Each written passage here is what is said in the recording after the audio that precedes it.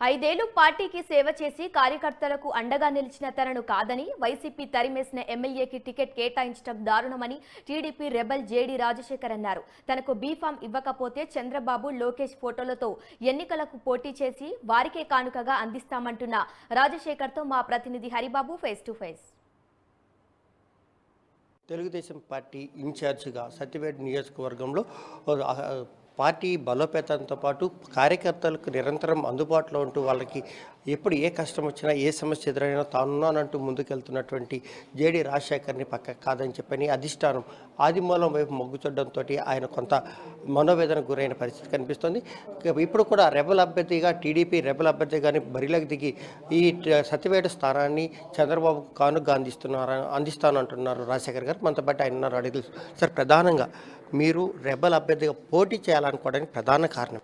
ఎందుకంటే నేను 5 సంవత్సరాల నుంచి నేను పడ్డ కష్టం, మా తెలుగుదేశం పార్టీ లీడర్లు కార్యకర్తలు పడే కష్టం, అదే మాదిరిగా సత్యవేడి ప్రజలు, నిజంగా సత్యవేడి ప్రజలకైతే నేను వాళ్ళకి పాదాభివందనాలు చేయాలి.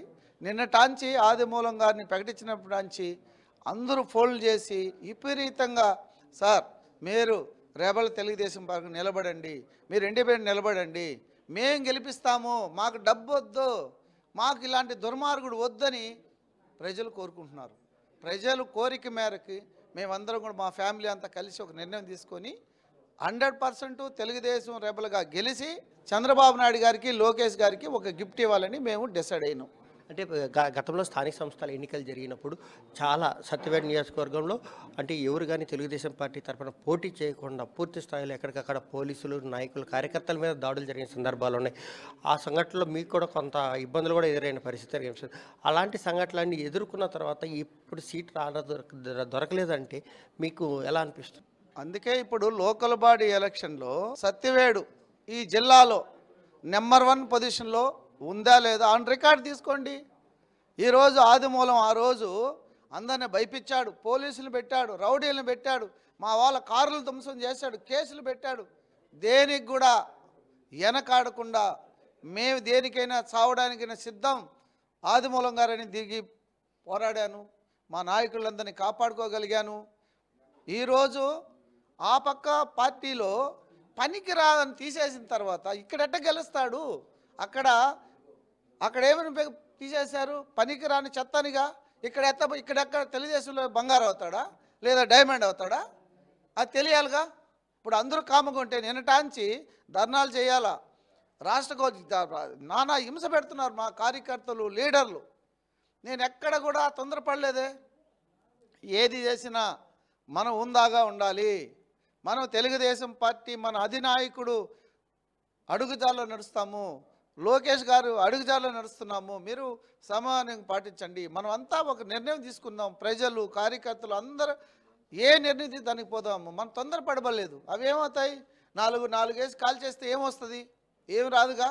ఇప్పుడు చంద్రబాబు నాయుడు గారిని ఒక మాట మాట్లాడిన దానివల్ల నాకు వచ్చేదేంది? నేను దేవుడిగా పూజించే ఒక చంద్రబాబు నాయుడు గారిని నా నోటితో నేను మాట్లాడలేనుగా. నాకు విలువలు ఉంటాయిగా.